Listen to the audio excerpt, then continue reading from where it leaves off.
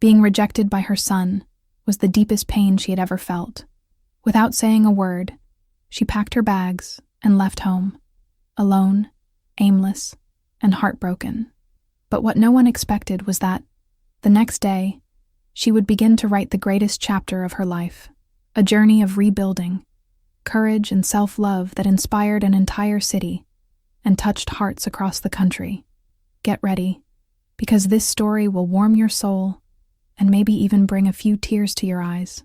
Subscribe to the channel, like and comment below where you are watching. This story is for you. Mom, I can't do this anymore. You have to leave. There's no room for you here anymore. Rodrigo's words hit Teresa Oliveira like a blow to the chest. She felt the air escape from her lungs as she stared at her son's face, a 42-year-old man she barely recognized at that moment. The small 2-bedroom apartment where Rodrigo, his wife Camila, and their 2 teenage children lived seemed to shrink even more with that statement. Teresa, 69, with her gray hair tied back in a simple bun and her hands marked by decades of work, remained motionless in her kitchen chair. Through the window, the January sky was relentlessly blue, contrasting with the storm brewing inside her. "Are you kicking me out?" she asked in a restrained, almost inaudible voice. Camila, her daughter-in-law, stirred her coffee restlessly, avoiding looking directly at Teresa. "It's not that we're sending you away, Dona Teresa. It's just that, with the boys growing up, we need more space. Pedro is already 16 and Miguel is 14. They need their privacy," Camila tried to explain, but her words sounded rehearsed, as if the conversation had been planned long ago. "I understand," replied Teresa, even though she didn't.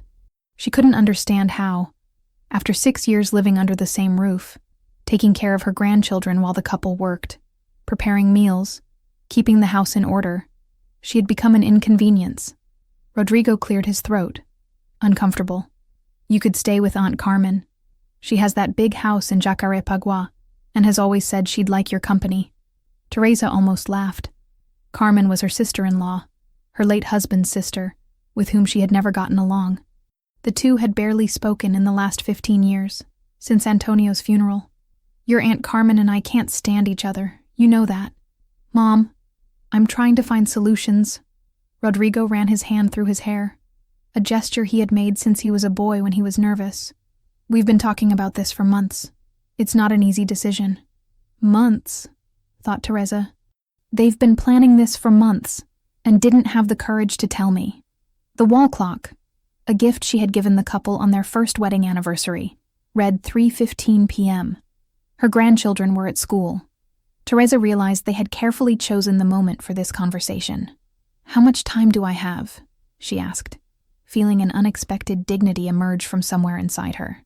The couple exchanged quick glances before Camila replied, "Well, we thought 2 weeks would be a reasonable amount of time for you to get organized." 2 weeks. 14 days to dismantle the last years of her life. Since she had sold her small house to help Rodrigo put a down payment on this apartment, she had nowhere to go. Her small pension would barely cover the rent for a room. Teresa stood up slowly, feeling each of her joints protest. Not because of her age, but because of the weight of rejection she now carried. "I don't need 2 weeks," she said with a calmness that surprised even herself. "I'll pack my things now." "Mom, don't be like that." Rodrigo tried, but she raised her hand, interrupting him. "No, son. When you're no longer welcome, it's best not to prolong the discomfort." Teresa walked to the small room at the back of the apartment, where she slept in a single bed. She opened the wardrobe and took out the old blue suitcase she had brought with her when she moved in. She put in some clothes, her medicines, photographs of her husband, and the few pieces of jewelry she still owned. At the bottom of the drawer was her work ID, some documents, and an envelope with the little money she had managed to save from her retirement. As she packed her suitcase, her eyes stung, but she didn't let the tears fall. Not now, she thought. Not in front of them.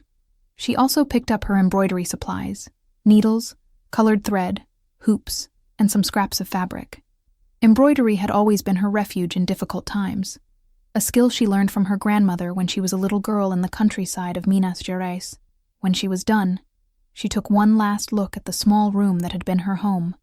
On the wall was still the calendar with her grandchildren's doctor's appointments carefully written in her neat handwriting. She returned to the living room carrying her suitcase. Rodrigo and Camilla seemed stunned by the suddenness of her decision.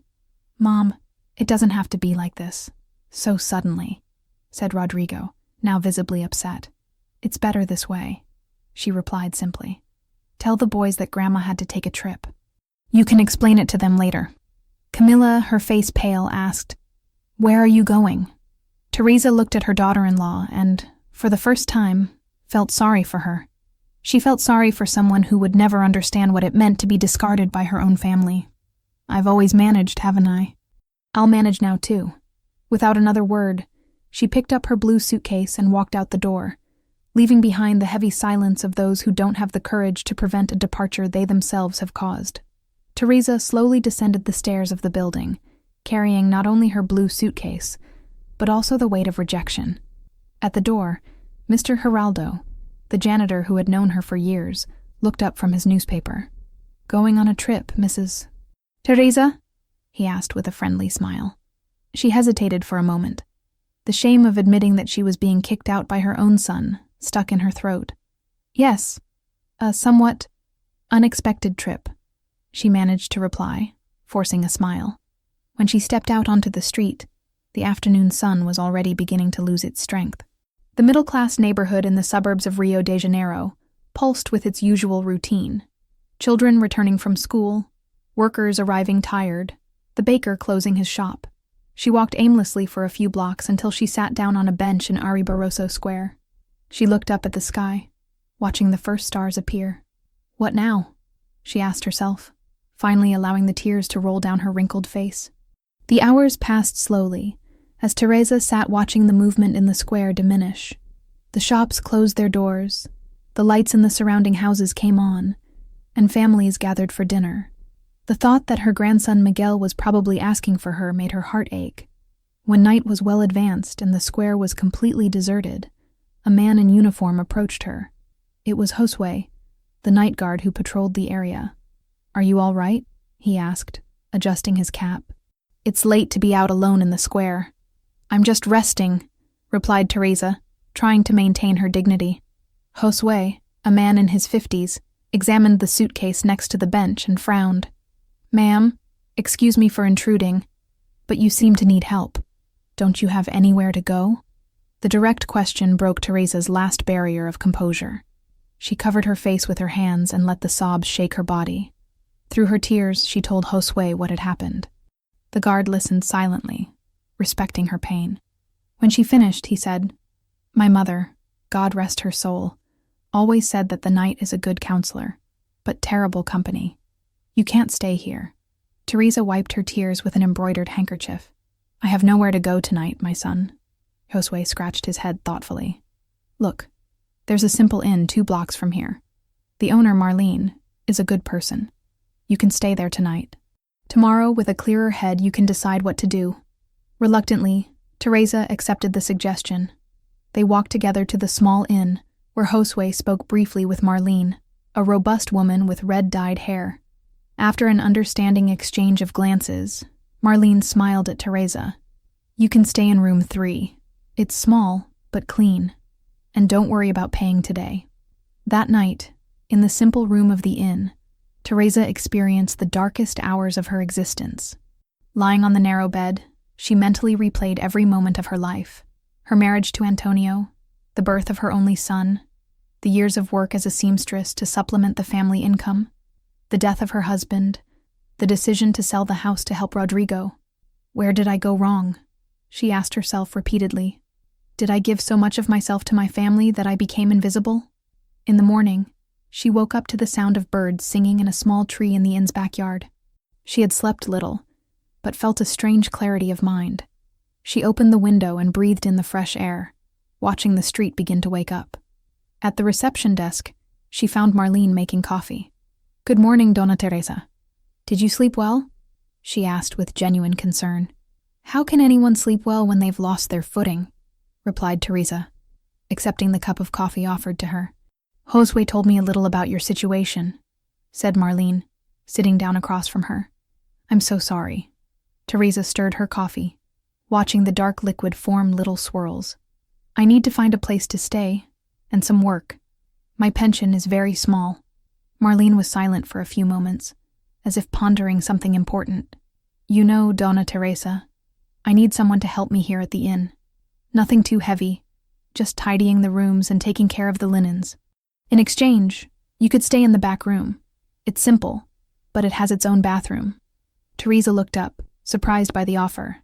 "You don't even know me. I've known Josue for years, and he spoke highly of you. Besides," Marlene smiled, "I have a good eye for people. You look like someone who knows the value of work." That same morning, after taking a shower and putting on clean clothes, Teresa went to see what would be her new home. The little room at the back of the inn was really small, but clean and airy.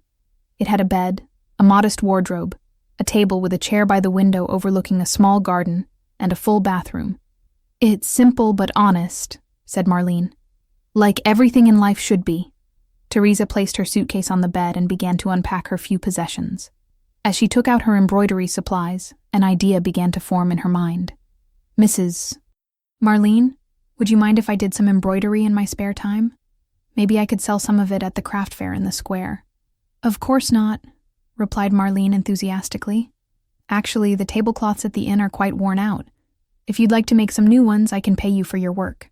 For the first time since leaving her son's apartment, Teresa felt a small spark of hope ignite within her. It wasn't the end, she realized. It was just an unexpected new beginning. When Marlene left, leaving her alone to settle in, Teresa sat down at the window with a needle and a scrap of fabric in her hands. As she took the first stitches, the tears began to flow again. But this time they were different. They were no longer tears of defeat, but of determination. "If life has given me scraps," she thought as she worked on the fabric, "I'll make them into a whole quilt." The first week in the back room of the inn was one of adjustment. Teresa woke up early, got ready in silence, and began her routine of tidying the rooms, changing the bedding, and organizing the small laundry room. The work was tiring for her aging bones, but it brought her a satisfaction she hadn't felt in a long time, that of being useful by choice and not by obligation. In her free time, usually after lunch when the inn slowed down, Teresa devoted herself to embroidery. She started with the tablecloths Marlene had mentioned, creating patterns of flowers and foliage in shades of green and yellow that matched the simple decor of the breakfast room. "This is the work of an artist, Donna Teresa," exclaimed Marlene when she saw the first finished tablecloth, running her fingers over the delicate raised stitches. "I've never seen such beautiful embroidery."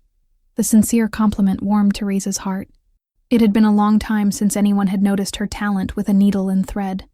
In the second week, while working on another tablecloth, she was surprised by a visitor. Josue, the night guard who had helped her, showed up at the inn during the day. "I came to see how you're settling in," he said, accepting a cup of coffee offered by Marlene. "I'm fine. Thank God, and thanks to your kindness," replied Teresa, showing him the embroidery she was working on. Josue examined the work with admiration. "My wife would love something like that.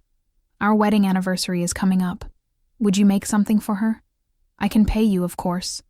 That was how Teresa received her first commission. Over the next few days, she devoted herself to embroidering a delicate tablecloth with bird and wildflower motifs, which she delivered to Josue a week later. "It's more beautiful than I could have imagined," he said, paying her a sum that surprised Teresa. "My wife will love it." 3 days later, Josue returned to the inn with news. "Donna Teresa, my wife not only loved the gift, she showed it to her friends. There are 5 women who want to order the same or similar pieces." Teresa's heart raced. This meant extra income she hadn't planned on. With orders increasing, she began to organize her time better and buy more materials. Marlene, seeing the success of the embroidery, suggested, "Why don't you put some pieces up for sale at the inn's reception desk? Many guests ask where they can buy souvenirs of the city." The idea took off. In less than a month, Teresa was already selling small embroidered pieces such as bookmarks, scented sachets, and picture frames decorated with her delicate stitches. Each sale brought not only money, but a sense of accomplishment that she had forgotten. It was on a Sunday afternoon, exactly 1 month after she had left her son's house, that Teresa mustered the courage to do something she had been putting off. Call her grandchildren. Using the phone at the reception desk, she dialed the number she knew by heart. After 2 rings, she heard the voice of Miguel, her youngest grandson. "Hello? Miguel? It's Grandma," she said, her voice faltering. "Grandma!" exclaimed the boy with a joy that brought tears to Teresa's eyes. "Where are you? We missed you." "I miss you too, my dear. I'm on a trip. How are you all?" "Everything's fine, but it's different without you. No one makes that cornmeal cake you used to make on Sundays." The conversation continued for a few minutes, with Miguel talking about school and asking when his grandmother would be back. Teresa avoided the question, saying she didn't know yet. When the boy called his older brother to talk, Teresa heard Rodrigo in the background asking who it was. "It's Grandma," Miguel replied. There was a silence, followed by Pedro's voice. "Hi, Grandma. How are you?" "I'm fine, my love. And you?" "I'm fine." The teenager paused. "Dad wants to talk to you." Before she could answer, Teresa heard her son's voice. "Mom, where are you? We're worried." Rodrigo's voice sounded tense, a mixture of concern and guilt that Teresa recognized immediately. "I'm fine, son. I found a place to stay and a job. You could have told us." "I thought you had gone to Aunt Carmen's house." Teresa felt a twinge of irritation. "And why would I tell you? You made it very clear that there was no more room for me in your life." "Mom, it's not like that," Rodrigo began, but she interrupted him. "I didn't call to argue, Rodrigo. I just wanted to talk to my grandchildren. Tell them I'll call another day." She hung up before her emotions overwhelmed her again. Marlene, who was organizing some papers at the reception desk, looked at her sympathetically. "Family, it's complicated," she commented. "Yes," agreed Teresa, wiping away a stubborn tear. "But you know what? I think I needed that push to rediscover who I am." That night, sitting at the table in her small room with needle and thread in her hands, Teresa began working on a different piece. It was a panel of rustic fabric, where she began embroidering a tree with a strong trunk and branches extending in all directions. "This will be me," she thought as she worked. A tree that, even after being pruned, finds the strength to sprout again. The next morning, while tidying one of the rooms at the inn, Teresa found a magazine left behind by a guest. Leafing through it, she came across an article about artisans in the countryside who had turned traditional techniques into a source of income and cultural preservation. The article mentioned the regional handicraft fair that took place every month in the town's central square just a few blocks away. The next event would be the following Sunday. "Mrs. Marlene, do you think I could participate in the craft fair?" Teresa asked during lunch. "I think that's an excellent idea," replied Marlene enthusiastically. "I know Jurema, who organizes the fair. I can talk to her today." 2 days later, Teresa was registered to participate in the fair with a small stand. With Josue's help, she borrowed a folding table and some stands to display her pieces. The week leading up to the fair was intense. Teresa embroidered day and night, preparing as many pieces as possible. She created placemats, towels, sachets, bookmarks, and small decorative frames. Each piece carried a little bit of her history, translated into stitches and colors.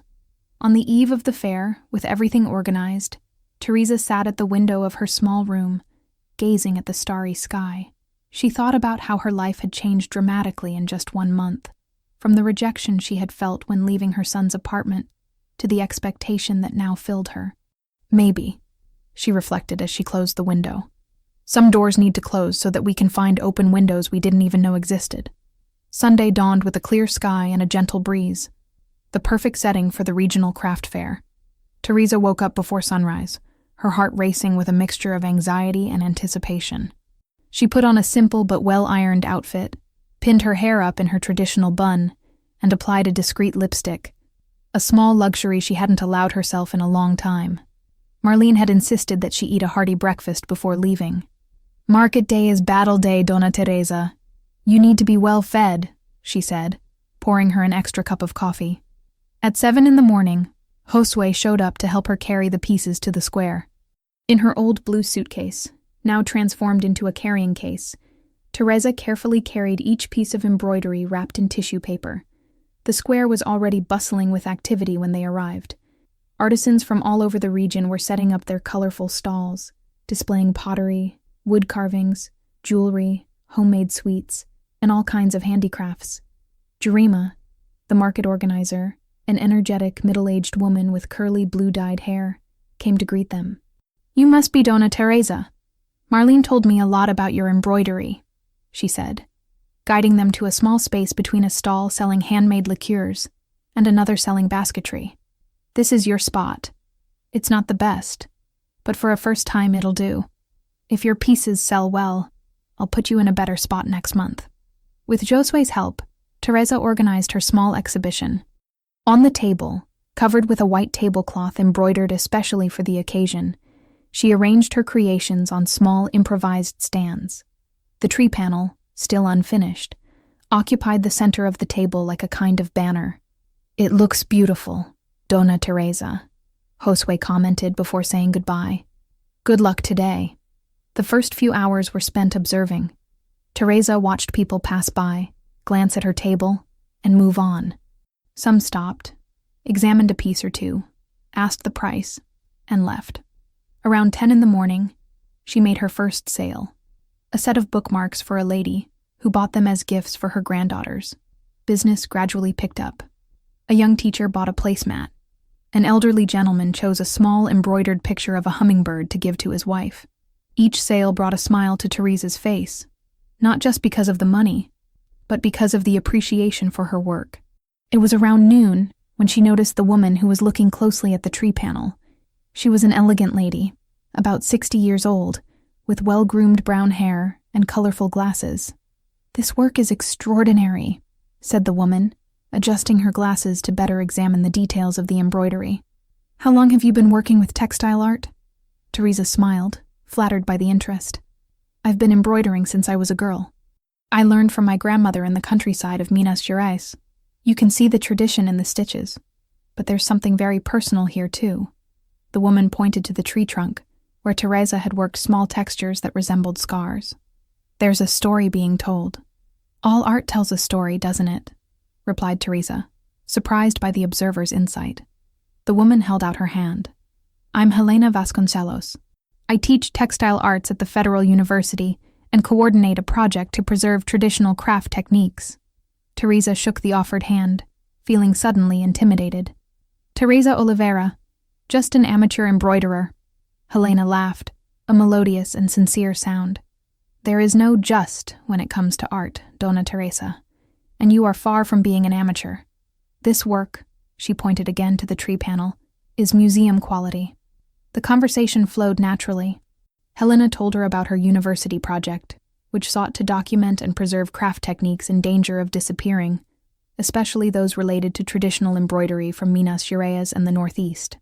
"We are creating a catalog and organizing community workshops. The idea is that experienced craftswomen like you can teach these techniques to new generations." Teresa's heart warmed at the possibility. Teaching would be an honor. "But I don't know if I have the ability to do it." "You underestimate your talent," replied Helena, picking up one of the small embroidered pictures to examine it. "This araiolo stitch, for example, is rarely seen with such precision nowadays." Before Teresa could reply, they were interrupted by a familiar voice. "Grandma?" Turning around, Teresa saw Miguel and Pedro standing a few feet away from the stall, looking at her with expressions of surprise and joy. Behind them, Rodrigo and Camila watched the scene with obvious discomfort. "My grandchildren!" exclaimed Teresa, walking around the table to hug them. Miguel ran into her arms, while Pedro, more restrained by his age, approached more slowly. "You said you were traveling, but you're here," said Miguel, confused. "And I'm selling your embroidery," added Pedro, looking at the table full of work. Teresa felt Rodrigo's gaze on her, a mixture of confusion and something that seemed like regret. "I didn't know you were here in town," he said, approaching her. "Why didn't you come looking for us?" The question hung in the air, laden with implications. Before Teresa could answer, Helena intervened. "Dona Teresa, I'll leave you with your family, but please think about my proposal. Here's my card. I'd love to talk more about a possible collaboration." After Helena left, Teresa faced her son and daughter-in-law. "You made it very clear that there was no more room for me," she said with dignity, but without hostility. I'm building my own space now. Camilla lowered her eyes, visibly embarrassed. Rodrigo ran his hand through his hair, a nervous gesture that Teresa knew so well. Mom, we looked for you. We called Aunt Carmen, your friends at church. We thought something had happened. Camilla added in a low voice. And it did, replied Teresa, looking directly at her daughter-in-law. I was kicked out of my only son's house and had to start over at 69. An awkward silence fell among the adults, broken only by Miguel's excitement as he curiously examined the pieces on the table. Grandma, where are you living? Asked Pedro, showing a maturity beyond his 16 years. At a guest house nearby. I work there in exchange for room and board, and I also do my embroidery. You could come back home, said Miguel with childlike simplicity. Pedro and I can share a room. Right, Pedro? Pedro nodded, glancing questioningly at his parents. Rodrigo cleared his throat, visibly uncomfortable. Mom, can we talk after the market, in private? Teresa looked at her son for a moment. There was so much to say, so much resentment that had built up, but also a bond that, despite everything, still existed. Yes, we can, she replied finally. But right now I need to serve my customers. This is my first market, and I'm doing well. It was Helena who saved the moment, returning to Teresa's stall. Sorry to interrupt, but I've decided I'll take this panel, she said, carefully picking up the embroidered tree. It's not finished yet, I know, but I want it exactly like this. It perfectly symbolizes the concept of work in progress, of transformation. Teresa hesitated. But it's not ready. Art is never truly ready, Dona Teresa. It's like life, always a work in progress, Helena replied, before adding, and I would like to formally invite you to give a workshop at the university next week. It would be an honor to have someone with your talent sharing their knowledge with our students. Under the astonished gaze of her family, Teresa found herself accepting the invitation. Something new was born inside her, a sense of purpose she hadn't felt in a long time. In the days following the meeting at the fair, Teresa felt torn between conflicting emotions. On the one hand, she was excited about Helena's invitation to give a workshop at the university. On the other, the pending conversation with Rodrigo weighed on her heart, like a poorly tied knot in delicate embroidery. Monday brought rain and a slow day at the inn. Taking advantage of her free time, Teresa organized the materials she would use in the workshop, separating samples of different stitches and techniques. She was focused on this task when Marlene knocked softly on the door of the small room. Mrs. Teresa, your son is here. Breathing deeply to contain her nervousness, Teresa adjusted her bun, smoothed her apron, and walked to the small living room of the inn. Rodrigo was standing by the window, watching the rain. When he saw her, he attempted an uncertain smile. Hello, Mom. Hello, Rodrigo, she replied, pointing to the sofa. Let's sit down? The initial silence was awkward. Rodrigo seemed to be searching for the right words, while Teresa stood upright, her hands folded in her lap. You look well, he began finally. I'm fine. Better than I expected, actually. Rodrigo nodded, looking away. The boys missed you very much. Miguel asks about you every day. I miss them too, very much. Another silence, heavier than the first. Through the window, the rain intensified, creating a curtain of water that isolated the small room from the outside world. Mom, I came to apologize, Rodrigo finally said, his voice breaking. What I did, was unforgivable. Teresa looked at her son, noticing for the first time the deep dark circles under his eyes and the slightly gray hair at his temples. When had he grown so old?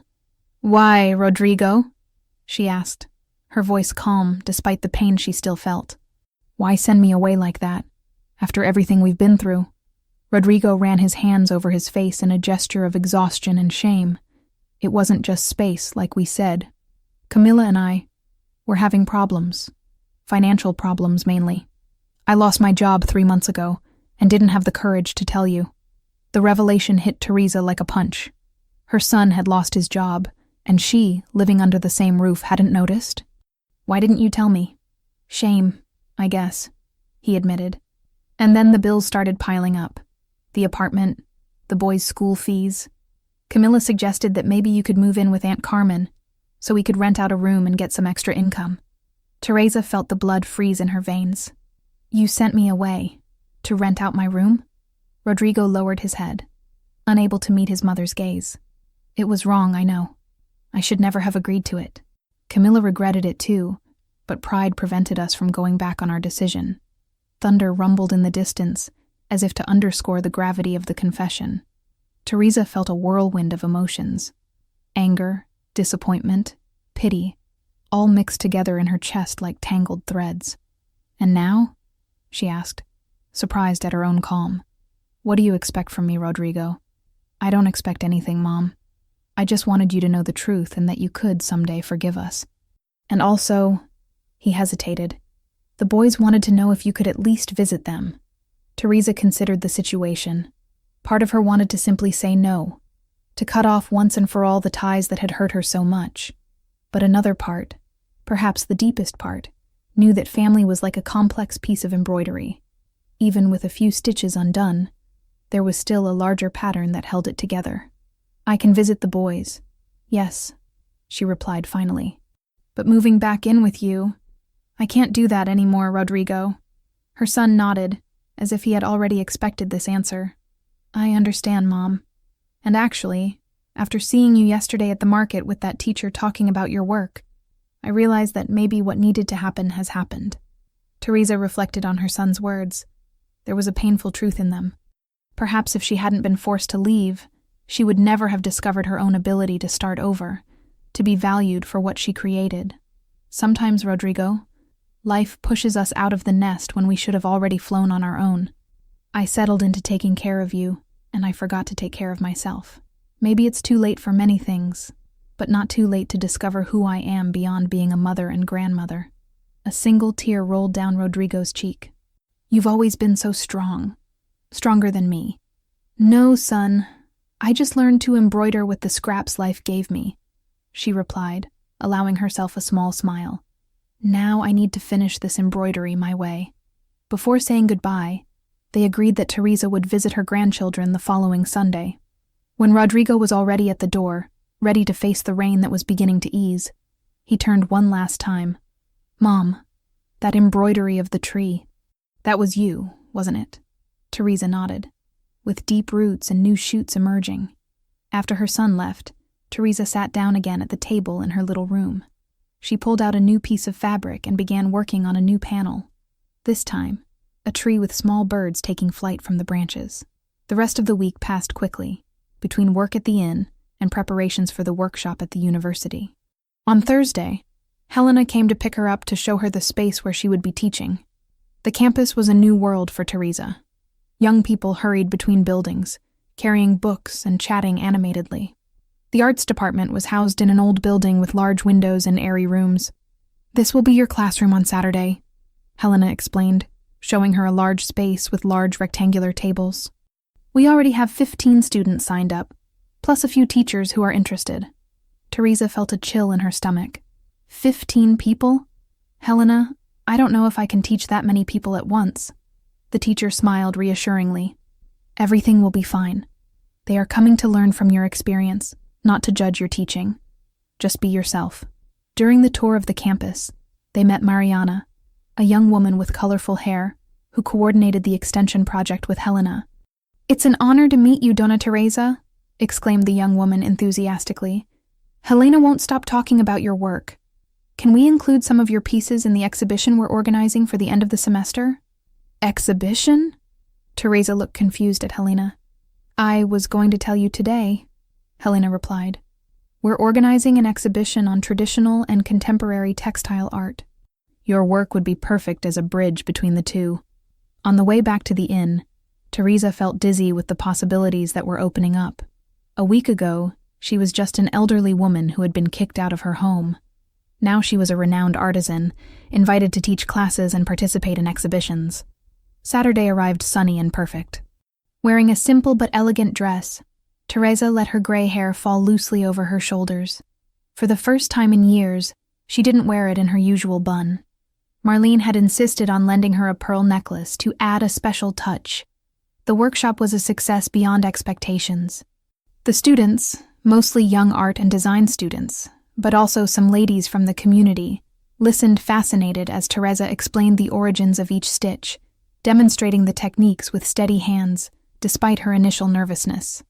Embroidery isn't just decoration, she explained, showing a small panel she had prepared especially for the class. It's a way of telling stories, of preserving memories. Each stitch carries the energy of the person who made it, their intention, the emotion of that moment. A young student raised her hand. "How did you learn to embroider?"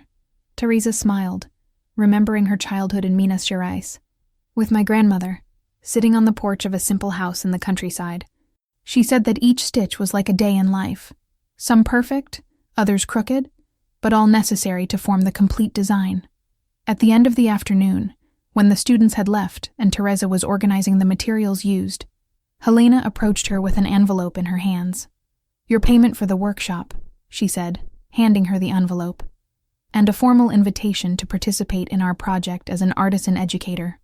It would be a weekly meeting, paid, to share your knowledge." Teresa accepted the envelope with trembling hands. "I never imagined that my embroidery could bring me all this." "It wasn't just the embroidery, Dona Teresa," replied Helena, helping her put away the last hoops. "It was the courage to start over, to show your talent to the world, even when it tried to make you invisible." On Sunday, as agreed, Teresa visited Rodrigo and her grandchildren. Although the meeting began tensely, especially with Camilla, who could barely look her in the eye, the boys' enthusiasm quickly broke the ice. Miguel showed her his latest drawings, while Pedro, always more reserved, surprised her by asking her to teach him some basic embroidery stitches. "For art class," he explained, blushing slightly. "It's about family traditions." During lunch, Teresa told them about the workshop at the university and the invitation to join the project. She noticed Camilla's surprised look and the discreet pride in Rodrigo's eyes. "You've always had this talent," he commented. "I remember when I was a child, I used to watch you embroider for hours." As she said goodbye in the late afternoon, Teresa hugged her grandchildren for a long time and shook Camilla's hand formally but sincerely. When she was about to leave, Rodrigo accompanied her to the door. "Mom, I'm happy for you," he said in a low voice, "and ashamed that I didn't realize sooner how extraordinary you are." Teresa touched her son's face affectionately. "Sometimes we need to lose ourselves to find ourselves, my son. I lost myself in you for years. Maybe I really needed that push to find myself again." On the way back to the inn, walking through the quiet Sunday streets, Teresa reflected on the twists and turns of the last few months. The pain of rejection was still there, like a poorly stitched spot that leaves a small flaw in embroidery. But around that flaw, new stitches, more beautiful and meaningful, were being created. Life, she thought as she watched the sun set, is like a large piece of embroidery that is woven day after day. Some stitches come undone, others grow stronger, but the design never stops changing. 3 months had passed since the first workshop at the university. Teresa's life had changed in ways she could never have imagined that afternoon when she left her son's house carrying only a blue suitcase. The small room at the back of the inn was still her home, but now it was decorated with colorful scraps, different-sized frames, and a small bookcase that Josue had built for her to store her materials. On the table by the window, there was always a work in progress. Currently, a large panel depicting the town square on market day, with its vibrant colors and diverse characters. The workshops at the university became a weekly commitment that Teresa looked forward to with enthusiasm. Her students, a mix of young students and people from the community, formed a dedicated and affectionate group that treated her with respect and admiration. "Dona Teresa, you've changed my perception of traditional art," a young design student told her during a class. "I used to think embroidery was something old ladies did, something old-fashioned. Now I see how much history and meaning there is in every stitch." Comments like this warmed Teresa's heart. She, who had always seen her embroidery as a simple domestic activity, now understood its value as artistic expression and cultural preservation. One Thursday morning, while tidying up one of the rooms at the inn, a task she insisted on continuing despite Marlene's insistence that she no longer needed to work so hard, Teresa was surprised by an unexpected visitor. "Grandma!" Miguel's voice echoed through the hallway before she could even see her grandson. The boy ran to hug her, followed by Pedro, who walked more sedately alongside Camilla. "What a nice surprise!" exclaimed Teresa, hugging her younger grandson while looking questioningly at her daughter-in-law. Camilla, visibly uncomfortable, explained, "The boys are off school today. I thought they might want to spend the day with you." It was the first time Camilla had taken the initiative to bring her grandchildren closer to their grandmother since the breakup. Teresa felt a lump in her throat. "Of course they can stay," she replied, smiling at her daughter-in-law. "I'll just finish up here and then I'll be free. Actually," Camilla hesitated, "I'd also like to talk to you, if you have time." Intrigued, Teresa nodded. She asked Marlene to serve the boys a snack while she finished her task, and then took Camilla to talk on the small porch at the back of the inn. The silence between the two women was thick, laden with unspoken words and unresolved resentments. Camilla fidgeted nervously with the strap of her bag, while Teresa waited patiently for her to find the courage to speak. "Donna Teresa," her daughter-in-law finally began, "I know you'll probably never forgive me for what happened." "It's not about forgiveness, Camilla," Teresa interrupted gently. "Life is too short to hold grudges." Camilla looked up, surprised by the response. "You have every right to hate us after what we did." "I don't hate you," Teresa replied sincerely. "At first I was hurt, of course, but now, maybe it was the best thing that could have happened." Her daughter-in-law looked confused. "What do you mean?" Teresa smiled, looking at the small garden where wildflowers grew freely. "If I hadn't left that house, I would never have discovered what I'm capable of.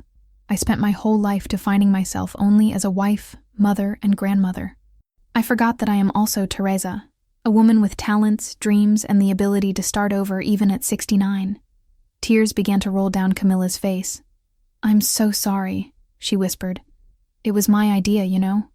When Rodrigo lost his job, I was desperate. I thought renting out the room would be a solution. I didn't realize how cruel we were being." Teresa took her daughter-in-law's hand, surprising her with the gesture. "We don't always make the right choices when we're desperate. The important thing is to recognize your mistakes and try to fix them. That's why I came today," said Camilla, wiping away her tears. "Rodrigo got a new job. He doesn't earn as much as before, but we're reorganizing. And I started doing translation work at home. We're managing to get by." "I'm happy for you," Teresa replied sincerely. "And there's something else," Camilla continued. "I saw on the internet about the textile art exhibition that's going to be at the university. Your name is there, as one of the main artists. I'm proud of you, you know?" Those words, coming from someone she least expected, touched Teresa deeply. Her relationship with her daughter-in-law had always been cordial, but distant. She had never imagined hearing Camilla express pride in her. "Thank you, Camilla. It means a lot to me." That same day, while her grandchildren helped her separate threads by color for her next project, Teresa felt a peace she hadn't experienced in a long time. It wasn't a complete reconciliation, nor a return to the way things were before.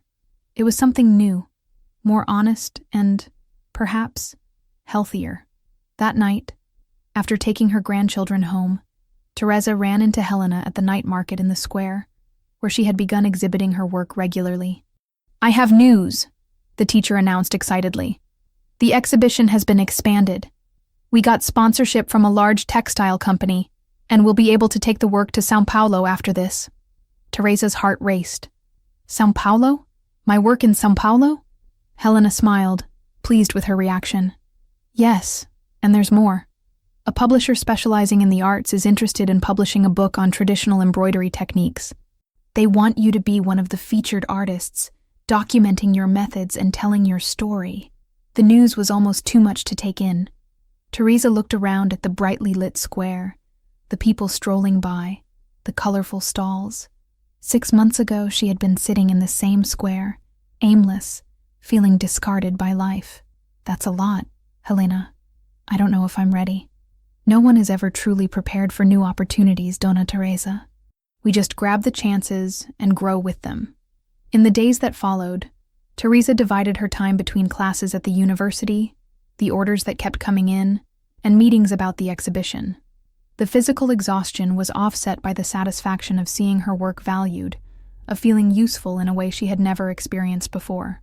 One afternoon, while working on a complex embroidery piece for the exhibition, she was visited by Jurema, the organizer of the craft fair. "I've come to invite you, Dona Teresa," said the blue-haired woman. "We're forming a cooperative of artisans in the region.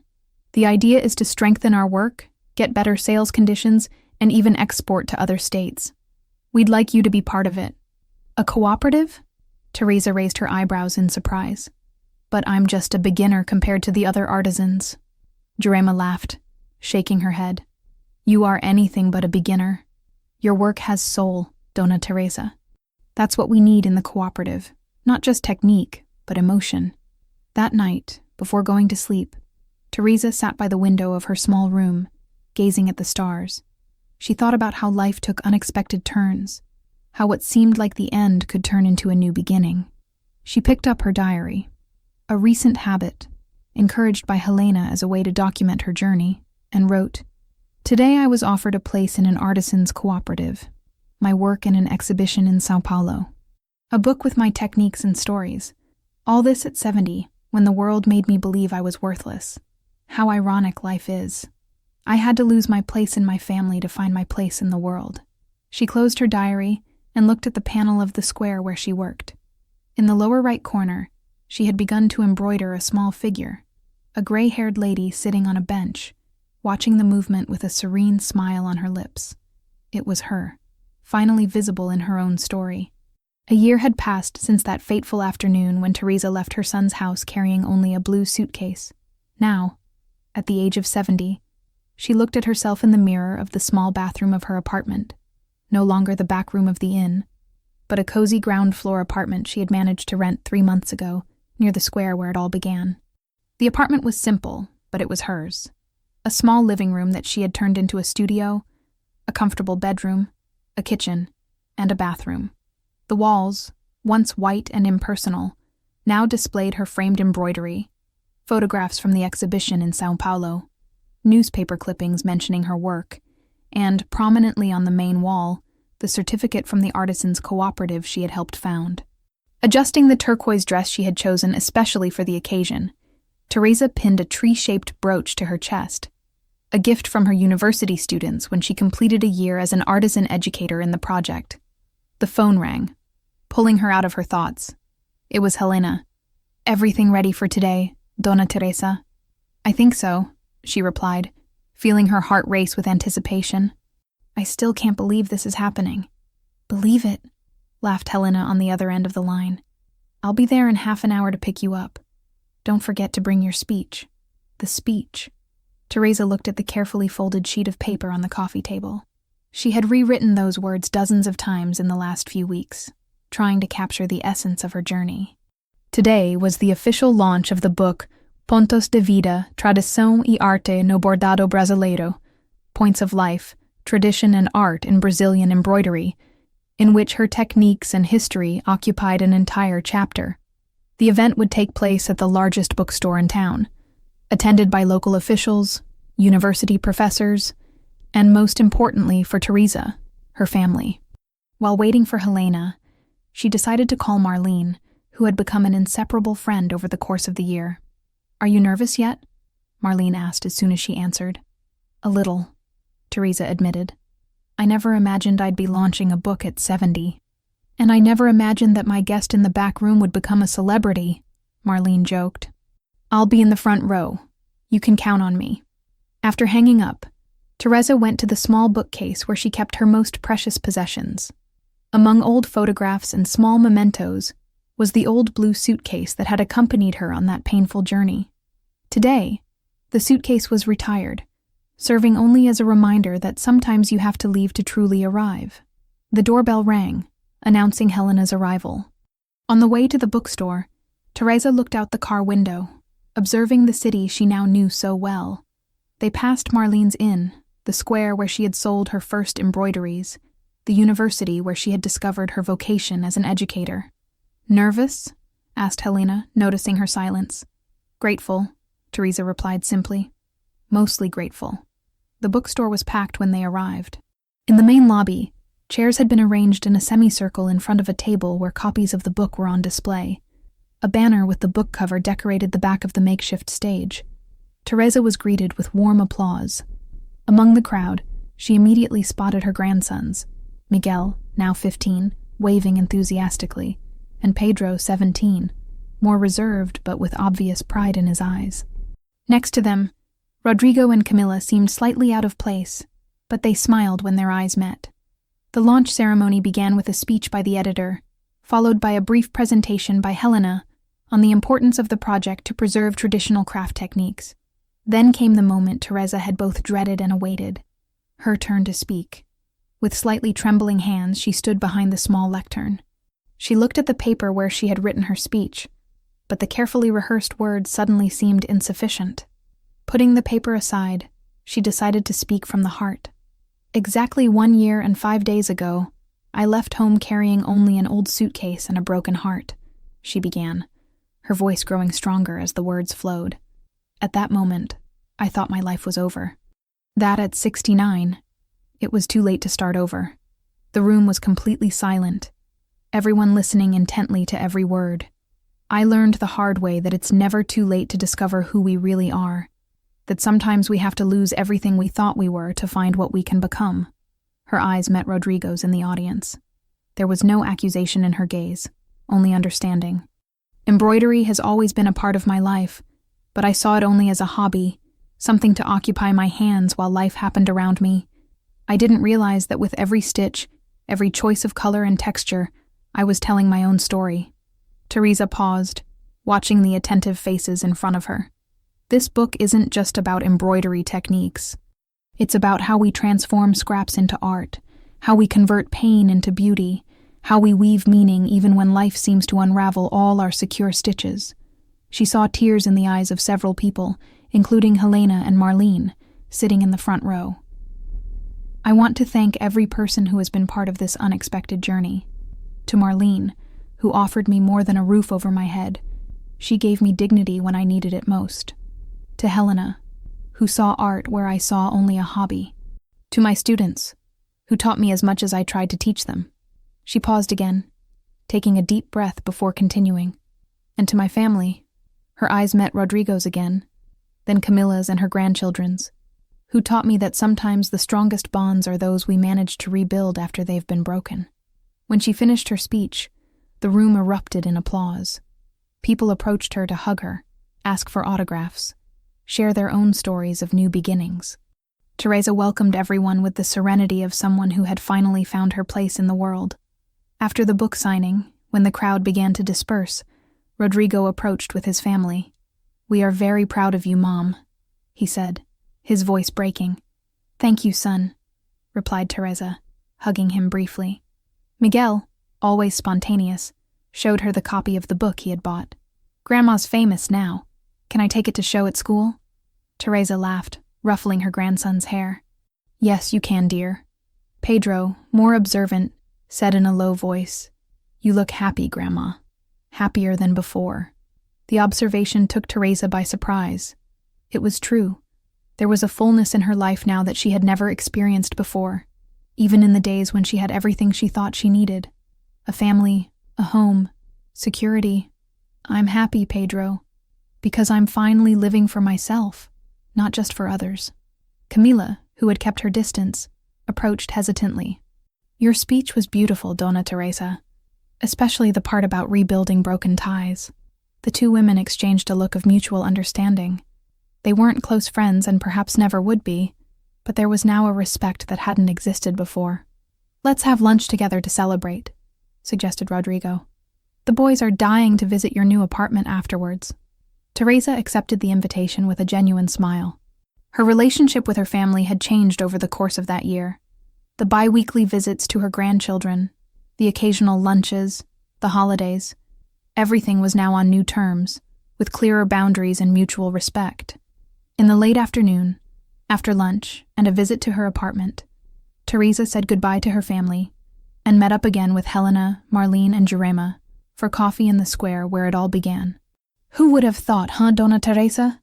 commented Jurema, looking at the busy square where the Artisans' Cooperative now had a permanent store. From a stranger sitting on a bench to a reference in regional handicrafts.